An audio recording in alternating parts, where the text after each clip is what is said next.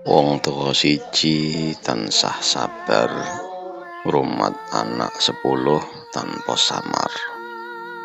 Tetesé keringet dadi segara kanggo anak ing tembe bisa mulya. Esuk nganti peteng tansah ngupadi, ngisi weteng nyelaki luhing ati. Ora nate ngeluh senajan rekoso. Sing penting anak bisa seneng lan rumangsa. Nanging nalika wis tuwa ringkih, anak 10 padha repot dhewe, abot obah. Ana sing lali marang bekti, ana sing mung ngenteni warisan mati.